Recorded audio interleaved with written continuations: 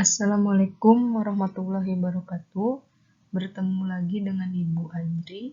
Di sini pada pertemuan kelima kita akan membahas tentang dinamika kependudukan Indonesia. Mari kita simak pembelajaran hari ini. Oke, dinamika penduduk Indonesia. Apa saja yang akan kita bahas? Pertama yaitu tentang pengertian jumlah penduduk. Yang kedua tentang persebaran penduduk. Yang ketiga tentang komposisi penduduk. Yang keempat tentang pertumbuhan dan kualitas penduduk. Yang kelima tentang keragaman etnik dan budaya. Nah, untuk pertemuan hari ini kita hanya akan membahas 4 poin, yaitu jumlah penduduk, persebaran penduduk, komposisi penduduk, dan pertumbuhan dan kualitas penduduk. Untuk keragaman etnik dan budaya akan dibahas di pertemuan selanjutnya. Pengertian dinamika penduduk. Apa sih dinamika penduduk? Nah, dinamika penduduk memiliki arti yaitu perubahan jumlah penduduk pada suatu wilayah yang disebabkan oleh 3 faktor. Apa saja? Yaitu ada kelahiran atau natalitas, kematian atau mortalitas, dan perpindahan atau migrasi. Selanjutnya di sini, menurut Badan Pusat Statistik atau BPS mencatat jumlah penduduk Indonesia tahun 2015 ini mencapai 254,9 juta jiwa dan diperkirakan pada tahun 2035 jumlah penduduk Indonesia mencapai 305 juta jiwa. Itu berarti dari 2015 sampai 2035 itu diperkirakan 350 juta jiwa penduduk Indonesia. Nah, bisa kita lihat jumlah penduduk ini berdasarkan data kependudukan dunia tahun 2015. Jadi, dimulai dari jumlah penduduk terbanyak. Pertama itu diduduki oleh Cina dengan 1.372 juta jiwa. Selanjutnya India dengan posisi kedua yaitu 1.314 juta jiwa. Selanjutnya posisi ketiga itu ditempati oleh Amerika 321 juta jiwa dan Indonesia menempati posisi keempat dengan 256 juta jiwa. Nah, ini adalah jumlah penduduk dunia. Indonesia menempati peringkat keempat dari seluruh dunia untuk jumlah penduduk. Lanjut, hal-hal apa saja nih yang akan mempengaruhi jumlah penduduk? Tadi sudah dijelaskan. Pertama ada kelahiran atau natalitas. Nah, pengertian angka kelahiran sendiri yaitu jumlah kelahiran bayi hidup setiap 1000 penduduk di suatu wilayah dalam kurun waktu 1 tahun. Ini pengertian dari angka kelahiran atau natalitas. Adapun di sini penggolongan angka kelahiran kasar. Jadi digolongkan untuk kelahiran itu. Apa saja? Di sini apabila angka kelahiran menunjukkan angka kurang dari 20, maka angka kelahiran di wilayah tersebut tergolong rendah. Yang kedua, apabila angka kelahiran menunjukkan angka setara 20-30, maka angka kelahiran di wilayah tersebut tergolong sedang. Yang ketiga, apabila angka kelahiran menunjukkan angka lebih dari 30, berarti di wilayah tersebut tergolong tinggi. Nah, ini penggolongan angka kelahiran kasar. Berdasarkan apa? Berdasarkan data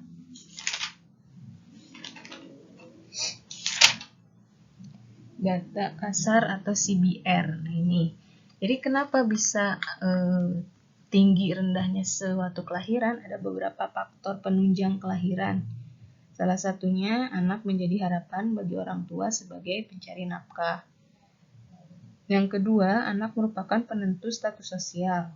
Yang ketiga, anak merupakan penerus keturunan terutama anak laki-laki. Yang keempat, kawin usia muda. Dan yang kelima, pandangan banyak anak banyak rezeki. Nah, ini adalah faktor penunjang kelahiran atau pronatalitas. Sedangkan untuk faktor penghambat kelahiran atau antinatalitas antara lain 1. Pelaksanaan program keluarga berencana KB. Kedua, penundaan usia pernikahan dengan alasan untuk menyelesaikan pendidikan. Yang ketiga, semakin banyaknya wanita karir. Nah, itu faktor penunjang maupun faktor penghambat dari kelahiran. Terus yang kedua lagi ada kematian atau mortalitas. Nah, pengertian angka kematian atau mortalitas yaitu salah satu faktor yang dapat menyebabkan penurunan jumlah penduduk. Agar dapat mengetahui jumlah kematian setiap 1000 penduduk di suatu wilayah dalam waktu 1 tahun, maka perlu dilakukan hitungan angka kematian. Nah, ada juga untuk penggolongan angka kematian kasar. Apa saja? Di sini apabila angka kematian menunjukkan angka kurang dari 14, maka angka kematian di wilayah tersebut tergolong rendah. Yang kedua, apabila angka kematian menunjukkan angka antara 14 sampai 18, maka angka kematian di wilayah tersebut tergolong sedang. Yang ketiga, apabila angka kematian menunjukkan angka lebih dari 18, maka angka kematian di wilayah tersebut tergolong tinggi. Nah, selain itu juga ada penyebabnya. Kenapa kematian itu bisa tinggi atau rendahnya? Di sini ada faktor penunjang kematian atau mortalitas. Pertama, keadaan gizi penduduk yang rendah. Yang kedua, terjadinya misalnya bencana alam, gunung meletus, gempa bumi, dan banjir. Yang ketiga, adanya peperangan, terus adanya wabah penyakit dan adanya pembunuhan. Yang keempat, rendahnya kesadaran masyarakat akan pentingnya kesehatan. Dan yang kelima itu fasilitas kesehatan yang belum memadai. Nah, hal tersebut bisa mengakibatkan faktor penunjang kematian yang semakin tinggi. Nah, adapun faktor penghambat kematian yaitu antimortalitas. Ada apa saja? 1. Meningkatnya kesadaran penduduk akan pentingnya kesehatan. Yang kedua, fasilitas kesehatan itu memadai. Yang ketiga, meningkatnya keadaan gizi penduduk. Yang keempat tuh memperbanyak tenaga medis, misalnya dokter, bidan. Nah, itu faktor yang bisa menghambat kematian atau anti-mortalitas. Nah, yang ketiga ada lagi migrasi penduduk. Nah, migrasi penduduk ini juga akan mengakibatkan jumlah penduduk berkurang ataupun bertambah. Apa pengertian migrasi penduduk?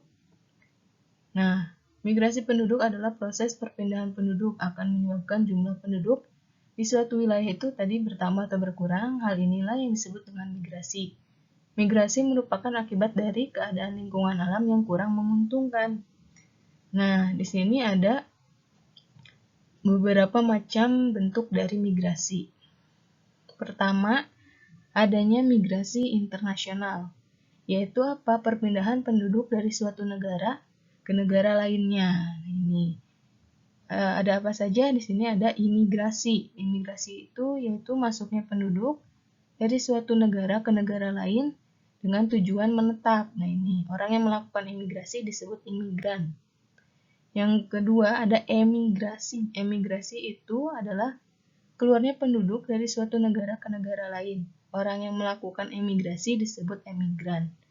Yang ketiga adanya remigrasi atau repatriasi, yaitu apa? Kembalinya imigran ke negara asalnya. Ini migrasi internasional. Kita lanjut. Kalau migrasi nasional atau internal, yaitu apa? Perpindahan penduduknya hanya di dalam satu negara saja. Jadi perpindahannya tidak keluar negeri. Kalau tadi kan migrasi internasional itu keluar negeri. Kalau migrasi nasional atau internasional itu hanya ada di dalam negeri berpindahnya. Ada apa saja? Pertama ada urbanisasi, yaitu apa? Perpindahan dari desa ke kota dengan tujuan menetap. Terus yang kedua ada transmigrasi, yaitu apa? Perpindahan penduduk dari pulau yang padat penduduknya ke pulau yang jarang penduduknya. Nah, di wilayah Republik Indonesia ini transmigrasi pertama kali dilakukan pada tahun 1905 oleh pemerintahan Belanda, dikenal dengan nama kolonisasi. Terus ada transmigrasi khusus, yaitu transmigrasi yang dilaksanakan dengan tujuan tertentu, misalnya penduduk yang terkena bencana alam dan daerah yang terkena pembangunan proyek. Terus ada transmigrasi spontan atau swakarsa, yaitu apa? Transmigrasi yang dilakukan oleh seseorang atas kemauan dan biaya sendiri. Terus ada transmigrasi lokal, yaitu transmigrasi dari suatu daerah ke daerah yang lain dalam provinsi atau pulau yang sama, itu transmigrasi lokal. Nah, ada lagi transmigrasi umum, yaitu transmigrasi yang dilaksanakan dan dibiayai oleh pemerintah. Terus ada ruralisasi, yaitu apa? Perpindahan penduduk dari kota ke desa dengan apa? Tujuan menetap. Nah, ruralisasi ini merupakan kebalikan tadi dari urbanisasi. Selain jenis migrasi yang disebutkan di atas, terdapat jenis migrasi yang disebut evakuasi. Apa itu evakuasi? Itu perpindahan penduduk yang terjadi karena adanya tadi ancaman akibat bahaya perang, misalnya bencana alam, dan sebagainya. Nah, evakuasi dapat bersifat nasional maupun internasional. Oke, kita lanjut lagi. Tadi tentang jumlah penduduk bisa mengakibatkan berkurang atau bertambahnya. Sekarang ini kita masuk tentang persebaran penduduk. Ini, persebaran penduduk di Indonesia. Nah, bagaimana keadaannya? Keadaannya yaitu persebaran penduduk di Indonesia itu tidak merata. Nah, mengapa bisa tidak merata? Nah, karena perbedaan sumber daya yang dimiliki suatu wilayah. Wilayah yang memiliki sumber daya yang lebih baik, sumber daya fisik maupun manusianya akan cenderung dipadati penduduk. Nah, akibatnya apa? Akibatnya, beberapa daerah di Indonesia penduduknya masih sangat sedikit, atau masih kekurangan jumlah penduduk, atau underpopulation. Nah, bagaimana upayanya? Nah, salah satu cara untuk meratakan jumlah penduduk di Indonesia adalah dengan melalui perpindahan penduduk dari daerah yang padat ke daerah yang jarang penduduknya. Perpindahan penduduk tersebut tentu dapat dilakukan dengan keinginan sendiri maupun diprogram oleh pemerintah. Kayak tadi penjelasan di transmigrasi ya, itu upaya yang harus dilakukan oleh pemerintah untuk persebaran penduduk di Indonesia lebih merata lagi. Oke. Di sini kita bahas tentang komposisi penduduk. Nah, kenapa kita harus bahas komposisi penduduk? Karena komposisi penduduk ini adalah menjelaskan pengelompokan penduduk berdasarkan kriteria-kriteria apa saja. Ada kelas sosial, profesi, umur, dan jenis kelamin. Nah, komposisi penduduk juga akan membantu sensus penduduk untuk mengetahui pertumbuhan jumlah penduduk berdasarkan kriterianya. Pertama, komposisi penduduk berdasarkan usia. Nah, berdasarkan usia, apabila jumlah penduduk dengan usia di bawah 15 tahun dan usia di atas 65 tahun, jumlahnya itu lebih besar dibandingkan usia produktif. Usia produktif itu 15-65 tahun. Hal tersebut dapat menyebabkan apa? Penduduk usia produktif akan menanggung hidup seluruh penduduk usia non-produktif. Sebaliknya, jika semakin kecil angka ketergantungan, akan semakin kecil beban dalam menopang kehidupan penduduk usia non-produktif. Nah, pertama di sini ada usia belum produktif. Usia belum produktif itu berumur dari 0 sampai 14 tahun. Jadi mereka adalah penduduk-penduduk yang belum bisa bekerja. Yang kedua, yaitu usia produktif. Nah, usia produktif ini berkisar umur 15 sampai 64 tahun. Nah, ini adalah usia-usia di mana yang bisa termasuk ke dalam tenaga kerja. Dan yang ketiga yaitu ada usia yang tidak produktif. Ini lebih dari 65 tahun. Berarti ini sudah ke dalam masa-masa pensiun, jadi sudah tidak bisa bekerja atau tidak produktif. Nah, ini komposisi penduduk berdasarkan usia. Nah, ini bisa lihat bentuk piramida penduduk dibedakan menjadi 3 tipe, yaitu ada piramida penduduk muda, ada piramida penduduk dewasa, dan ada piramida penduduk tua. Nah, ini komposisi penduduk berdasarkan jenis kelamin. Nah, berdasarkan jenis kelamin, seperti apa? Nah, misalnya berkenaan dengan pekerjaan, tanggung jawab, serta bentuk pengembangan pendidikan dan pelatihan yang sesuai dengan potensi dan kemampuan penduduk. Nah, untuk apa ada berdasarkan jenis kelamin? Digunakan untuk memperkirakan bentuk pemberdayaan penduduk sebagai sumber daya manusia sesuai dengan karakteristiknya. Selanjutnya, mengapa harus ada komposisi penduduk berdasarkan jenis kelamin? Karena dapat digunakan dalam menghitung angka perbandingan jenis kelamin atau segregasi. Ini. Selanjutnya, komposisi penduduk berdasarkan pekerjaan. Nah, ini. Jadi susunan ini berdasarkan atas mata pencahariannya, misalnya penduduk dikelompokkan menjadi kelompok petani, pedagang, pegawai negeri, TNI atau Polri, karyawan swasta, penjual jasa, dan lain-lain. Nah, ini susunan penduduk atas dasar mata pencaharian ini menginformasikan mayoritas pekerjaan di suatu daerah. Hal itu berguna bagi pemerintah untuk mengambil keputusan apakah perlu pelatihan dan penyuluhan dalam bidang pertanian, perikanan atau pertukangan, dan lain sebagainya. Ini jadi gunanya untuk mendata pemerintah ketika misalnya pemerintah harus mengadakan sebuah pelatihan atau penyuluhan. Nah, ini bisa kita lihat datanya, ini data sumbernya dari Statistik Indonesia BPS. Jadi di sini dalam provinsi misalnya petani itu jumlahnya 690, persentasenya 61,0. Ini jadi berdasarkan pekerjaannya, tabel berdasarkan komposisi penduduk menurut pekerjaan. Bisa kalian lihat. Pedagang, PNS, TNI atau Polri, karyawan swasta, penjual jasa, nelayan, dan lain-lain. Selanjutnya, komposisi penduduk berdasarkan pendidikan.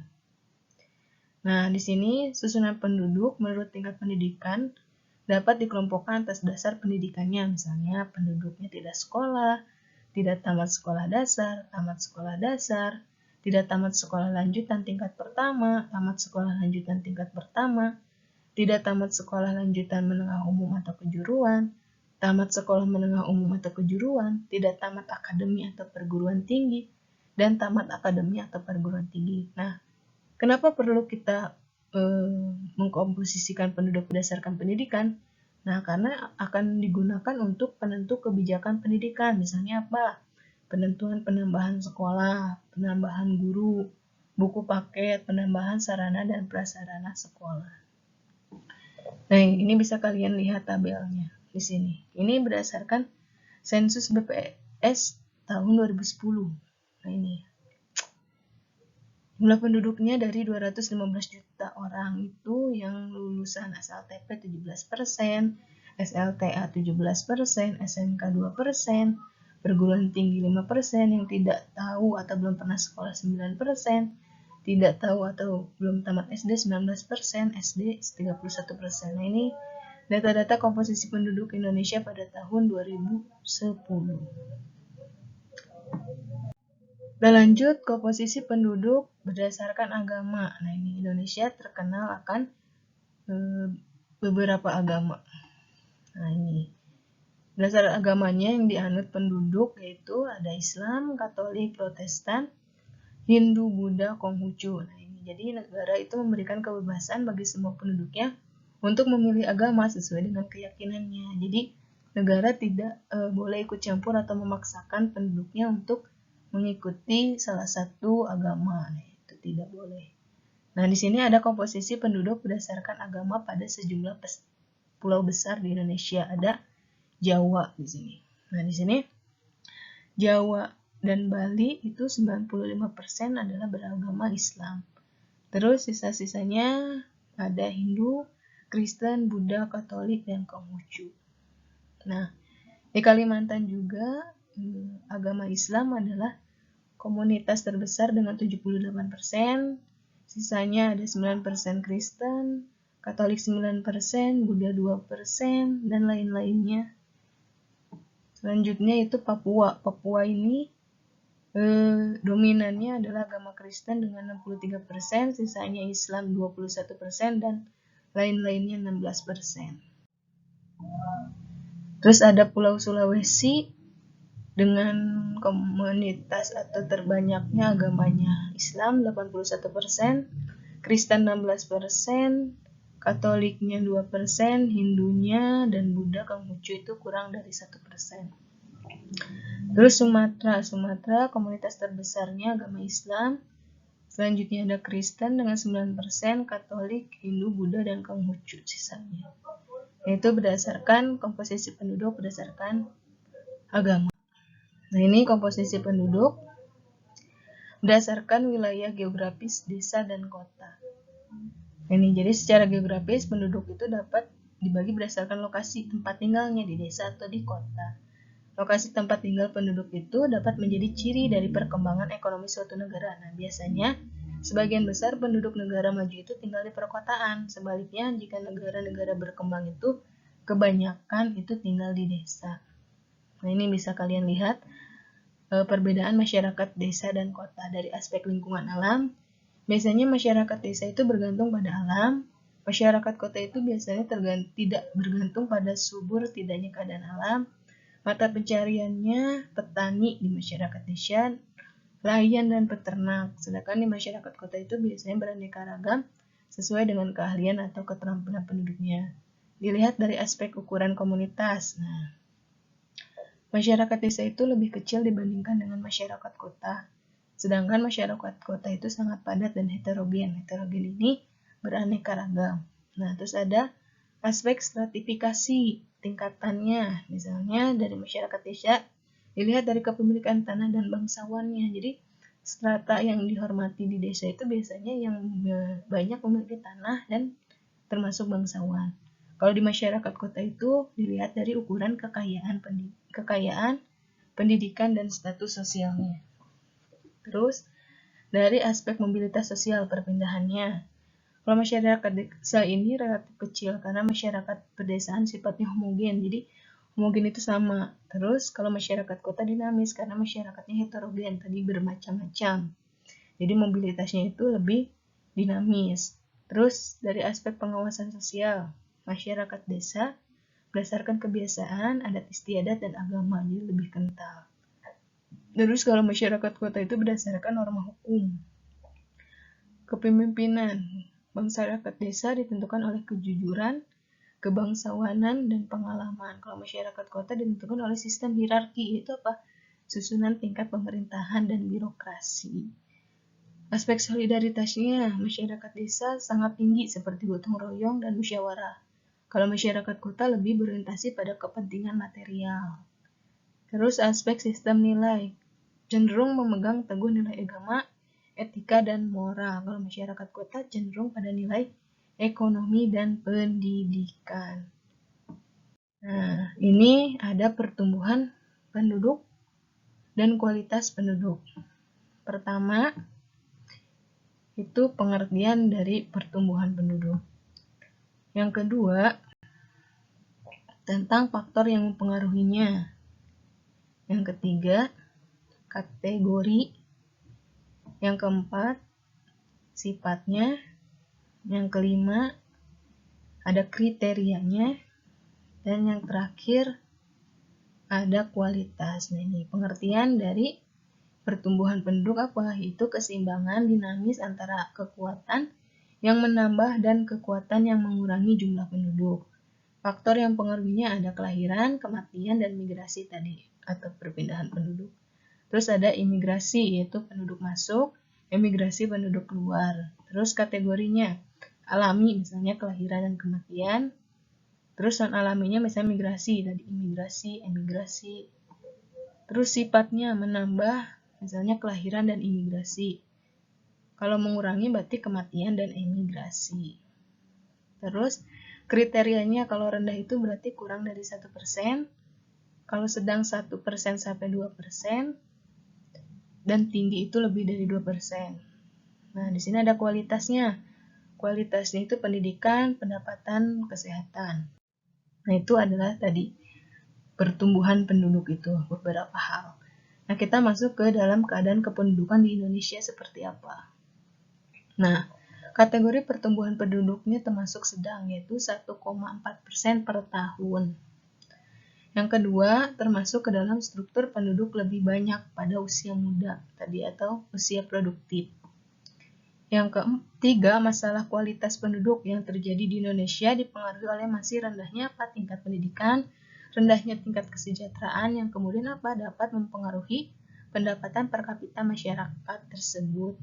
Dan yang keempat, pemerintah Indonesia itu sedang berusaha keras untuk meningkatkan mutu pendidikan penduduk melalui program pemerintah di bidang pendidikan, misalnya program beasiswa, terus adanya bantuan operasional sekolah atau BOS, program wajib belajar, dan sebagainya. Nah, walaupun demikian karena banyaknya hambatan yang dialami, maka hingga saat ini Indonesia itu tingkat pendidikannya masih tergolong rendah. Itu adalah keadaan kependudukan Indonesia saat ini. Oke.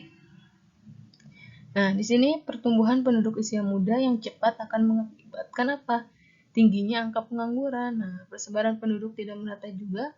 Komposisi penduduk kurang menguntungkan karena banyaknya penduduk usia muda yang belum produktif, sehingga beban ketergantungan itu tinggi, arus urbanisasi tinggi. Sebab di sini kota lebih banyak menyediakan lapangan kerja. Menurunnya kualitas dan tingkat kesejahteraan penduduk, tingkat kesehatan juga merupakan salah satu penentu dari kualitas penduduk. Tingkat kesehatan penduduk merupakan salah satu faktor yang bisa menunjang keberhasilan pembangunan.